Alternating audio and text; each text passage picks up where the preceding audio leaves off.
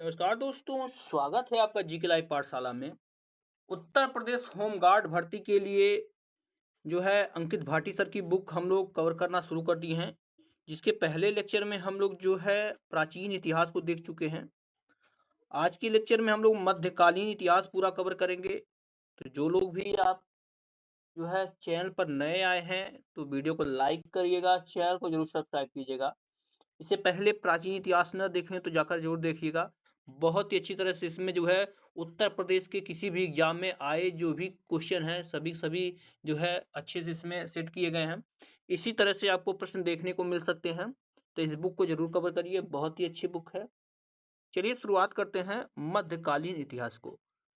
आपको प्लेलिस्ट इसकी पूरी मिल जाएगी जहाँ से आप लोग प्राचीन इतिहास भी कवर कर सकते हैं। साथ ही साथ जो है कई सारी बुक जैसे घटना चक्र की बुक हो गई, यूथ कंपटीशन टाइम्स की बुक हो गई, सब के सब आपको यहाँ पर देखने को मिल जाएगा।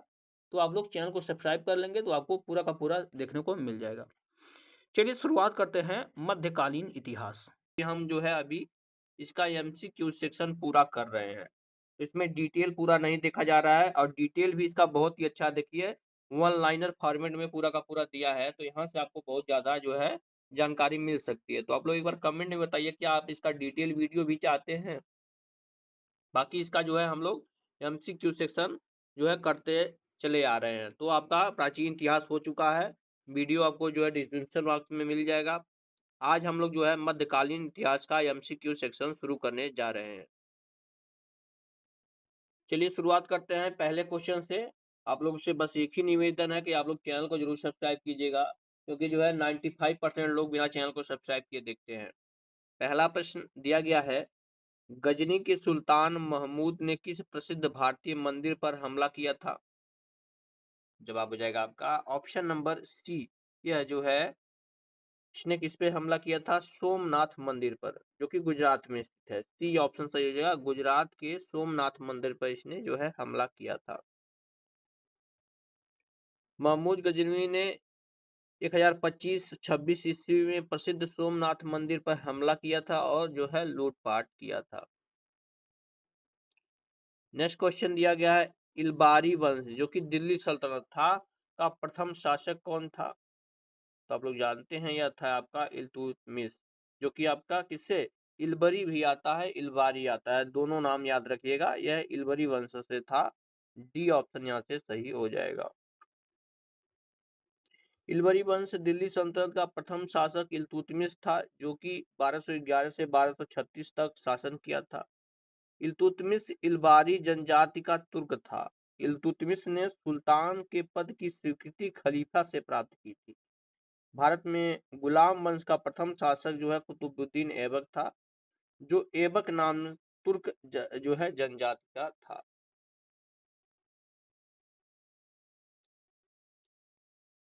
तीसरा प्रश्न है, निम्नलिखित में से खिलजी वंश के संस्थापक कौन थे? खिलजी वंश के तो ये थे आपके जलालुद्दीन फिरोज खिलजी।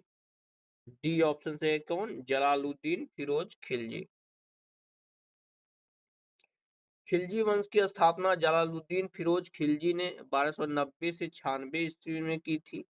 जलालुद्दीन खिलजी ने किलोखरी को अपनी राजधानी बनाई थी। किसको बनाई थी? किलोखरी को। अगला प्रश्न है, दक्षिणी भारत में सैन्य अभियान शुरू करने वाला दिल्ली सल्तनत का पहला सुल्तान कौन था, जो कि दक्षिण भारत में सैन्य अभियान भेजा था? तो यह था आपका अलाउद्दीन खिलजी। सी ऑप्शन सही है, अलाउद्दीन खिलजी। देखिए आंसर जानने से ज्यादा इंपॉर्टेंट आपका इसका एक्सप्लेन जानना है, क्योंकि जो है 4 से 5 क्वेश्चन यहाँ पर क्लियर हो जाते हैं। जलालुद्दीन फिरोज खिलजी के शासनकाल जो कि 1290 से 96 ईस्वी तक रहा है। इसमें अलाउद्दीन खिलजी ने 1296 में देवगिरी पर आक्रमण किया, जिसे तुर्क सेना का दक्षिण भारत पर पहला आक्रमण माना जाता है। सुल्तान बनने पर अलाउद्दीन खिलजी ने दक्षिण भारतीय राज्यों वारंगल हो गया, देवगिरी आदि पर आक्रमण किया। अलाउद्दीन के दक्षिण अभियानों का प्रमुख सेनापति जो है कौन था? मलिक काफूर था। इसका नाम याद रखिएगा, क्योंकि जो है कई तरह से इसके बारे में पूछा जाता है। नेक्स्ट क्वेश्चन है, निम्नलिखित में से कौन मोरक्को यात्री मोहम्मद बिन तुगलक के शासनकाल के दौरान भारत आया था? तो यह जो है इब्न बतूता आया था, जो कि मोरक्को का निवासी था, इब्न बतूता। इसके समझ में आया था, यह जो है मोहम्मद बिन तुगलक के शासनकाल में यह आया था।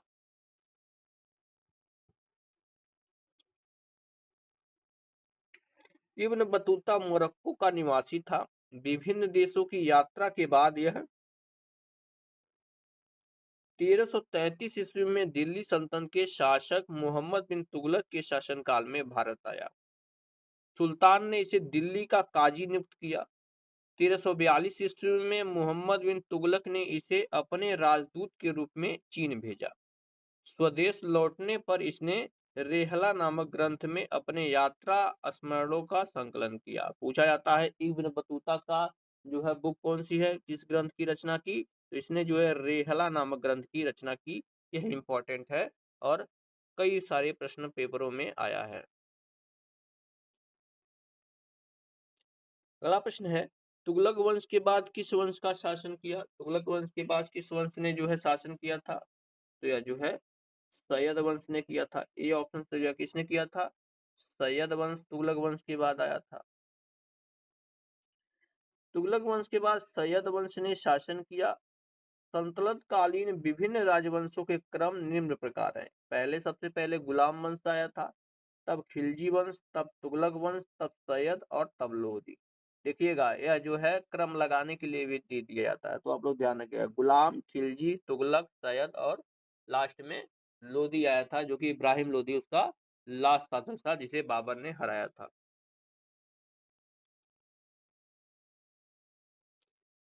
अगला प्रश्न है, दिल्ली सल्तनत प्रशासन के संदर्भ में राज्य पत्राचार विभाग को निम्न में से किस नाम से जाना जाता था? इसको जो है दीवान ए इंसा नाम से जाना जाता था। ए ऑप्शन सही है। किस नाम से? दीवान ए इंसा नाम से जाना जाता था। अब यहाँ पर जो है कुछ विभाग दिए गए हैं, उनके नाम दिए गए हैं, तो आप लोग इसको देखिएगा। पूछा जाता है जैसे दीवान ए इंसा जो था यह है सरकारी पत्र व्यवहार से संबंधित है। दीवान ए अर्ज की बात किया जाए तो यह सैन्य विभाग से संबंधित है। दीवान ए रसातल की बात किया जाए तो रसातल जो है धार्मिक मुद्दों से संबंधित विदेशी मामलों को देखता था। और जो है दीवाने खैरात जो है दान विभाग था, जो कि दान पुण्य का कार्य करता था। अगला प्रश्न है, विजयनगर साम्राज्य के संस्थापक निम्नलिखित में से किस राजवंश के सामंत थे? विजयनगर के संस्थापक जवाब हो जाएगा यह जो है आपके काकतीय वंश के जो है सामंत थे, जो कि विजयनगर साम्राज्य के संस्थापक थे। कौन थे? हरिहर और बुक्का जो थे भाइयों ने जो है विजयनगर की स्थापना की थी। यहाँ डिटेल में पूरा देखते हैं। हरिहर तथा बुक्का ने 1336 ईस्वी में संत माधव विद्यारण की प्रेरणा से विजयनगर साम्राज्य की नींव रखी। इतिहासकार सतीश चंद्र के अनुसार हरिहर तथा बुक्का वारंगल के काकतीय के सामंत थे तथा बाद में वे कंपली राज्य की सेवा में नियुक्त हुए।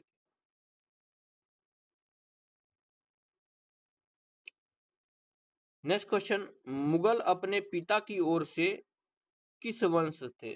आप लोग जानते हैं मुगल जो है दो वंशों का जो है मिलन था, क्योंकि एक था तैमूर लंग, दूसरी तरफ चंगेज खान था। तो पिता की तरफ से कौन सा था ये पूछा गया।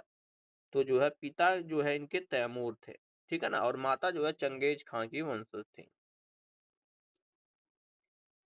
देखते हैं, मुगल शासकों में बाबर अपने पिता की ओर से तैमूर तथा माता की ओर से चंगेज खान का वंशज था। बाबर भारत में मुगल साम्राज्य का संस्थापक भी था। आप लोग जानते हैं पानीपत के प्रथम युद्ध से जो है 1526 में बाबर भारत में अपना राज्य स्थापित करने में जो है समर्थ हो गया था। नेक्स्ट क्वेश्चन, शेर शाह सूरी द्वारा जारी किया गया चांदी का सिक्का क्या कहलाता था? चांदी का सिक्के को क्या कहते थे? इसको जो है रुपया कहते थे। बी ऑप्शन सही है। क्या बोलते थे? रुपया चांदी के सिक्के को बोलते थे। शेर शाह ने पुराने घिसे पीटे सिक्कों के स्थान पर सोने, चांदी एवं तांबे के सिक्के का प्रचलन किया। उसने शुद्ध चांदी का रुपया जो कि 178 ग्रेन का होता था तथा तांबे का दाम जो कि 380 ग्रेन का होता था चलाया। रुपया और दाम की विनिमय दर जो है 1:64 थी, यानी 1:64 की थी।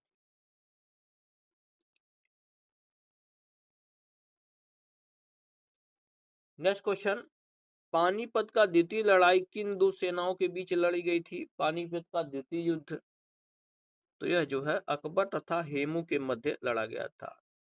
सी ऑप्शन सही है, किसके बीच लड़ा गया था? अकबर तथा हेमू के बीच यह लड़ा गया था।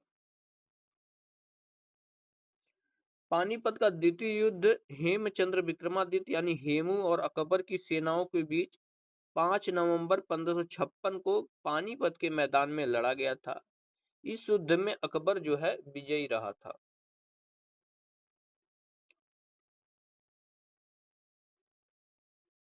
नेक्स्ट क्वेश्चन है, सर थॉमस रो इंग्लैंड के किंग जेम्स के आधिकारिक राजदूत के रूप में किस मुगल सम्राट के दरबार में आए थे?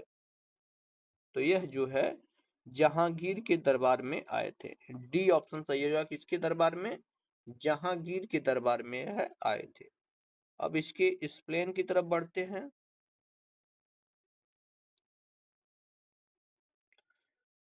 सर थॉमस रो इंग्लैंड के किंग जेम्स फर्स्ट के आधिकारिक राजदूत के रूप में मुगल सम्राट जहांगीर के शासनकाल में भारत आए थे। सर थॉमस रो 1616 ईस्वी में अजमेर में जहांगीर के दरबार में उपस्थित हुए थे।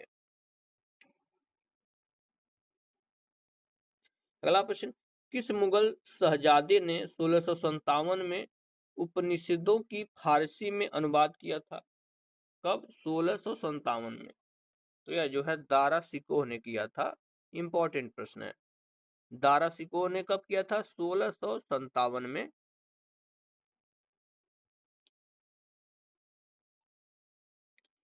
दारा शिकोह ने 1657 ईस्वी में उपनिषदों का फारसी में अनुवाद किस नाम से किया था? सिर ए अकबर नाम से किया था। इसकी रचना शाहजहां के काल में हुई थी। अगला प्रश्न, मुगल साम्राज्य के सेनापति जयसिंह प्रथम और शिवाजी के बीच पुरंदर की संधि कब हुई? पुरंदर की संधि के बारे में अक्सर प्रश्न पूछे जाते हैं। तो यह संधि जो है 1665 में हुई थी। ये आपका सही जवाब है, 1665 में। देखते हैं, मुगल साम्राज्य के सेनापति जयसिंह प्रथम और शिवाजी के मध्य पुरंदर की संधि 1665 में हुई थी। इस संधि के अनुसार शिवाजी को 23 किले मुगलों को सौंपने पड़े थे।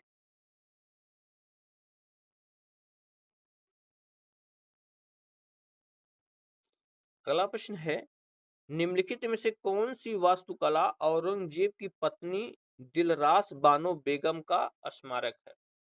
दिलरास बानो बेगम, तो यह जो है बीबी का मकबरा है। बीबी का मकबरा है। डी ऑप्शन सही हो जाएगा।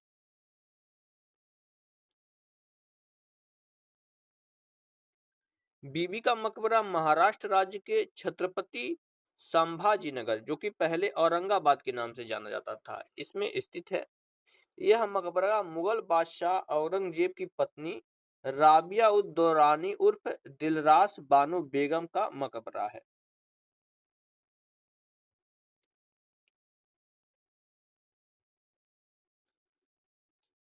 अगला प्रश्न है, सिख धर्म के निम्नलिखित गुरुओं में से कौन अंतिम गुरु थे? तो अंतिम गुरु जो है गुरु गोविंद सिंह थे। सी ऑप्शन सही जगह, कौन थे? गुरु गोविंद सिंह अंतिम गुरु थे। इसका डिटेल देखते हैं। सिखों के 10वें व अंतिम गुरु, ध्यान दीजिएगा यहाँ से, सिखों के 10वें व अंतिम गुरु गुरु गोविंद सिंह थे। उन्होंने सिखों को एक सैनिक संप्रदाय यानी खालसा पंथ में परिवर्तित कर दिया। गुरु गोविंद सिंह की नांदेड़, जो कि महाराष्ट्र में है, एक अफगान सरदार द्वारा हत्या कर दी गई। नांदेड़ में उनकी समाधि स्थल पर गुरुद्वारा यानी हजूर साहिब स्थित है।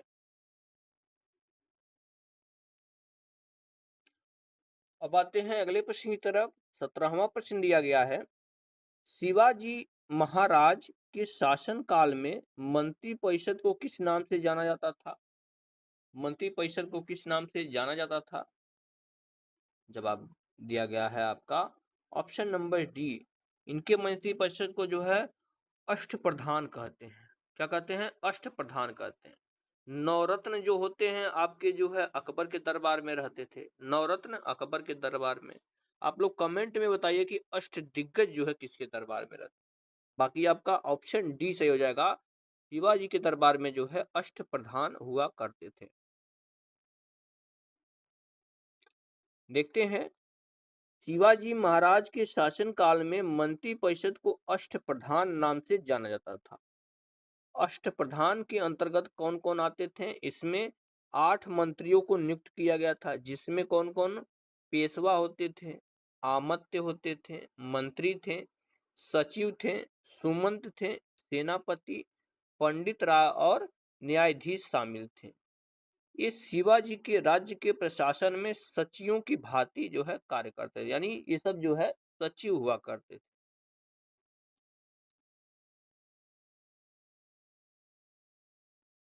नेक्स्ट क्वेश्चन दिया गया है, पानीपत की तीसरी लड़ाई के दौरान मुगल सम्राट कौन था? तीसरी लड़ाई के दौरान, तो इस समय जो है मुगल सम्राट शाह आलम द्वितीय था। कौन था? शाह आलम द्वितीय। डी ऑप्शन सही हो जाएगा। देखते हैं इसका एक्सप्लेन। पानीपत का तीसरा युद्ध 14 जनवरी 1761 को अहमद शाह अब्दाली तथा मराठों के बीच हुआ था। इस युद्ध में मराठों की हार हुई। इस युद्ध के समय मुगल सम्राट शाह आलम द्वितीय था। कौन था? शाह आलम द्वितीय था।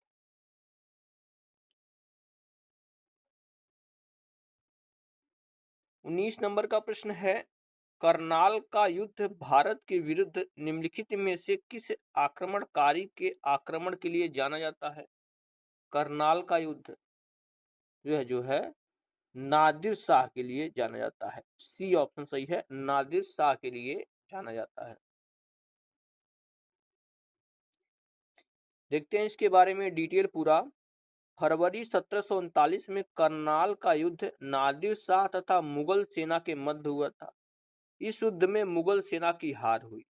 इस युद्ध में खाने दौरा मारा गया और शहादत खां को बंदी बना लिया गया, और नादिर शाह जो है यही भारत से जो है तख्ते ताउस जो है लेकर गया था।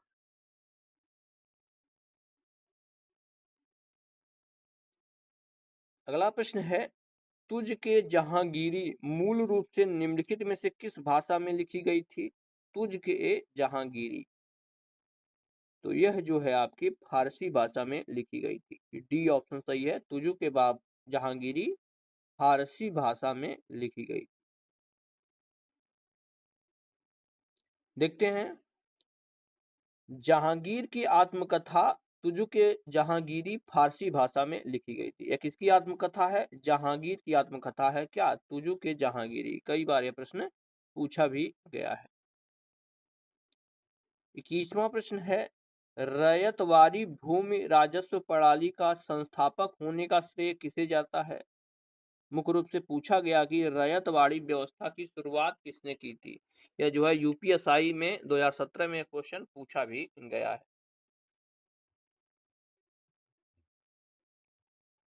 हो जाएगा आपका, रैयतवाड़ी भूमि राजस्व प्रणाली का संस्थापक होने का श्रेय टोडरमल को दिया जाता है। टोडरमल मुगल बादशाह अकबर के नवरत्नों में से एक थे। टोडरमल, ऑप्शन नंबर यहाँ से आपका डी सही हो जाएगा। तो इस तरह से हमने जो है मध्यकालीन इतिहास का पूरा जो है सेक्शन समाप्त कर लिया। अगले लेक्चर में हम लोग जो है भारत का स्वतंत्रता संग्राम देखेंगे। तो एक बार जरूर आप लोग कमेंट में बता दीजिए कि जो है आपको यह डिटेल वीडियो चाहिए या नहीं चाहिए। तो इसके बारे में आप लोग जरूर एक बार बता दीजिएगा। वीडियो पसंद आई हो तो लाइक जरूर करिएगा, चैनल को जरूर सब्सक्राइब कीजिएगा। मिलते हैं नेक्स्ट लेक्चर में, तब तक के लिए धन्यवाद।